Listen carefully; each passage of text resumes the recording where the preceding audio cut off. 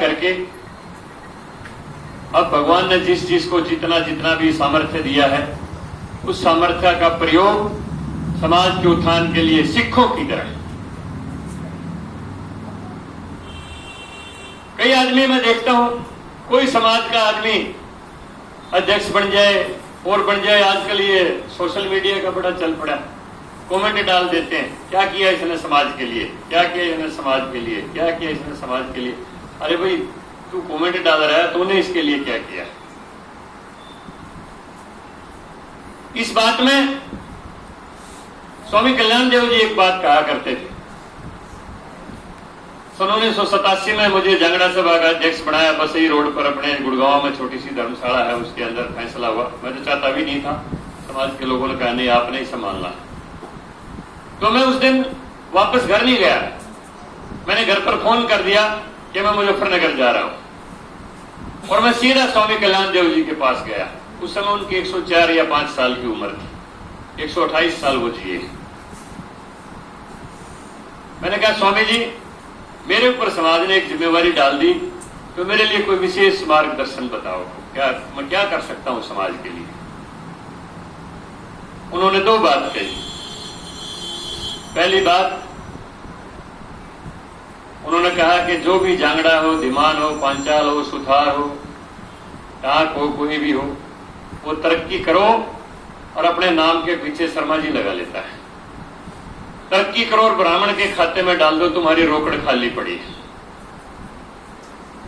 अपने समाज की पहचान बढ़ाओ, अपने नाम के पीछे जांगड़ा लिखो, धीमान लिखो, पांचाल लिखो, सुथार लिखो, और शर्म आती है तो सारे के सारे विश्वकर्मा लिखना शुरू करो।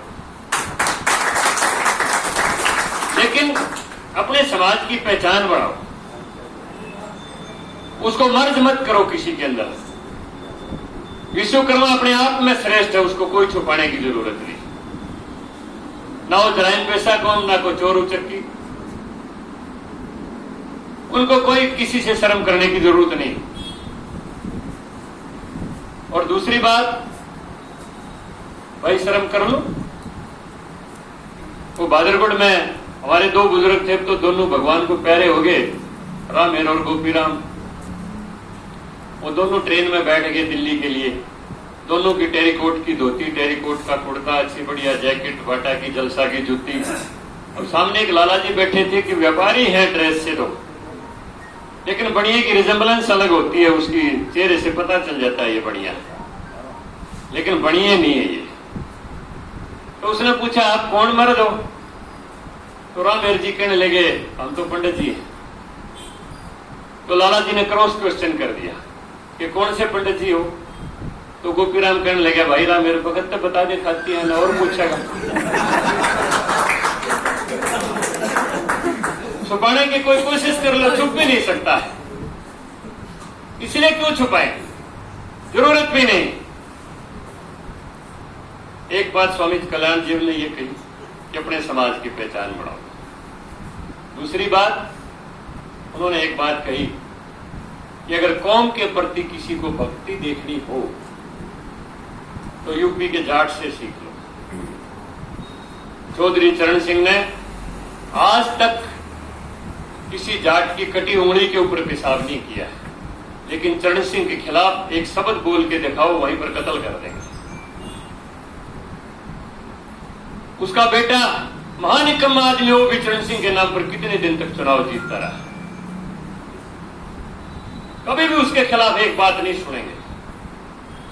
दूसरी बात के जरिए स्वामी जी ये कहना चाहते थे कि समाज का लीडर कोई कोई होता है, उसकी कभी भी कोई बुराई मत करो और उसकी बुराई सुनो भी मत।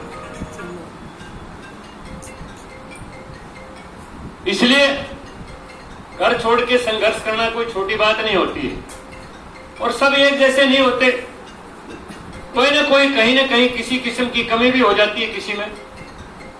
जो 1978 में चौधरी चरण सिंह की 77वां जन्मदिन मनाया था दिल्ली में वोट क्लब के ऊपर, तो प्रोग्राम ये बना कि उनको 77 लाख की थैली भेंट करेंगे। उसके लिए हरियाणा में चंद्रावती की ड्यूटी लगा दी, अभी भी जिंदा है, 95-96 साल की होगी, दादरी के अंदर रहती है, गवर्नर भी रही है, मंत्री भी रही। चौधरी चरण सिंह को 77 लाख की थैली भेंट की तो किसी ने कहा कि जी चंद्रावती ने तो 10-12 लाख रुपये दिहाड़ी बना ली। तो चौधरी चरण सिंह कहने लगे मेरा टारगेट 77 लाख का था, वो मेरे पास आ गई, अगर फालतू चंद्रावती लेगी हो तो कोई बात नहीं, समाज के काम आ गई। बड़ा दिल रखना चाहिए। आपको ध्यान होगा एक हवाला कांड छपा था भारत के अखबारों में कि हवाला के जरिए भारत के बहुत से बड़े बड़े नेताओं ने पैसा लिया है जो उग्रवादियों के पास जाता था। तो उसमें चौधरी देवीलाल का भी नाम था कि 50 लाख रुपये उन्होंने भी लिए। तो चौधरी देवीलाल को कहने लगे कि चौधरी साहब आपने भी 50 लाख रुपये लिए, जैन बंधुओं की डायरी में आपका भी नाम दर्ज है। हमने तो कोई बात नहीं, हमको राजनीति में रोज पैसे की जरूरत पड़ती है, घड़े बनिए दे के जा, वो भी दे गया होगा। किसी जाट ने बुरा नहीं बनाया। कोई अगर कहता भी उनको कि थारा लीडर ने 50 लाख रुपये ले लिए, तो कोई बात नहीं, ले लिए होंगे, हमारे से तो लिए नहीं, हमारी तो अगला लड़ाई लड़ता है। तो बड़ा दिल रखना चाहिए। यही स्वामी कल्याण देव जी कहना चाहते थे। ये छोटी मोटी बातें चलती रहती हैं, आरोप प्रत्यारोप चलते रहते हैं। जो समाज में आगे बढ़ता है उसकी टांग खिंचाई नहीं करनी चाहिए।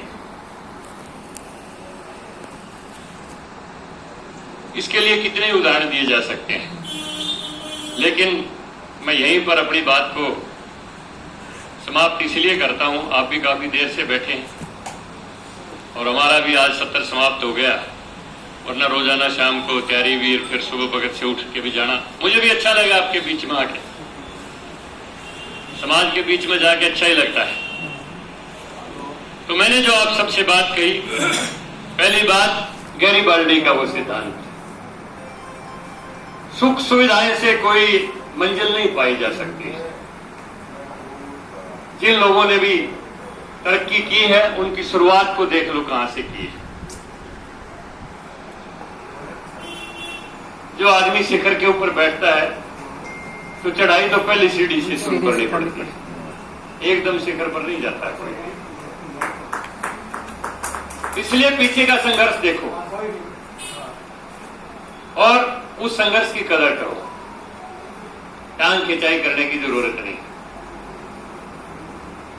तो मैं दूसरी बात जो मैंने कहा कि सरदारों से सीखो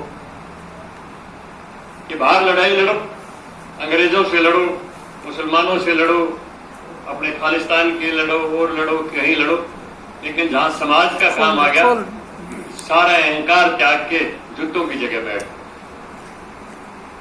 अहंकार को छोड़ दो, कोई अहंकार नहीं कि मैंने ये कर दिया, मैंने ये कर दिया, मैंने ये कर दिया, नहीं। बढ़िया 1 करोड़ रुपया दान दे के नहीं कहेंगे गुप्त दान लिख लेना, कोई बात ना, मेरा नाम की कोई जरूरत नहीं।